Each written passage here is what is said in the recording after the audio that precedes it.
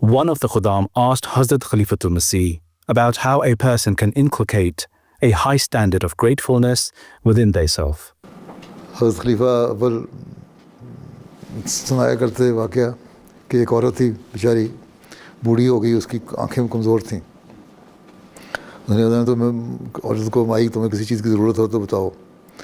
کہتی نہیں مجھے کسی چیز کی ضرورت نہیں، میرے پاس ایک بیڈ ہے اور ایک کوئلٹ ہے بڑی ساری ہیں، اور میں اور میرا بیٹا ہے، وہ میں ایک سائڈ پہ میں سو جاتی ہوں، ایک سائڈ پہ وہ ہو جاتا ہے.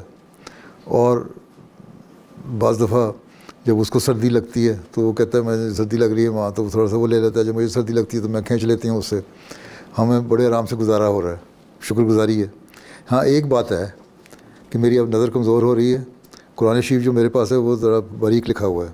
مجھے وہ کچھ کر سکتے ہیں تو موٹے الفاظ میں بورڈ ہیں بڑے فونٹ میں قرآن شریف جو ہے نا مجھے مہیا کر دیں تو میں قرآن شریف پڑھ لوں تاکہ مجھے آنکھیں ٹھنڈی رہیں اور میرے آنکھیں بھی میری شکر گزاری کر رہی ہیں اللہ کا کلام پڑھ کے. تو ایسے لوگ بھی ہیں دنیا میں. کچھ بھی نہیں تھا، کھانے کو بھی ایک وقت ہی ملتا ہوگا، مشکل سے 2 وقت ملتا ہوگا. بیڈ بھی ایک ہیں، اس میں بھی دونوں ماں بیٹا گزارا کر رہے ہیں. اور کبھی وہ سو جاتا ہے کبھی وہ سو جاتی ہے، ٹھیک. لیکن پڑھنے کے لیے مانگا اس نے قرآن شریف. تو یہ واقعہ حقیقی واقعہ جو حضرت خلیفہ اول نے سنایا. تو اس طرح کی سوچ پیدا ہو انسان میں. تو امریکہ میں ہم رہ رہے ہیں، فریج کھولتے ہیں وہاں جوس پڑا ہوا ہے، چیز پڑا ہوا ہے، بٹر پڑا ہوا ہے ہیں، اور بہت ساری چیزیں پڑی ہوئی ہیں، نکالتے ہیں کھا جاتے ہیں. کیک پیسٹری جا کے لے لیتے ہیں.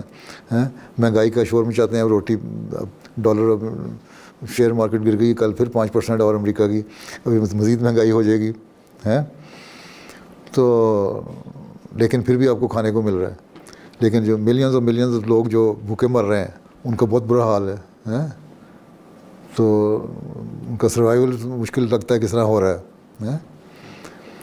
لیکن اس کے باوجود جی رہے ہیں اور ہم اس کے مقابلے میں بہت اچھی طرح بیٹھے ہیں. تو اسی پہ شکر گزار ہونا چاہیے. دماغی سوچ ہے نا. سمجھ آ رہی؟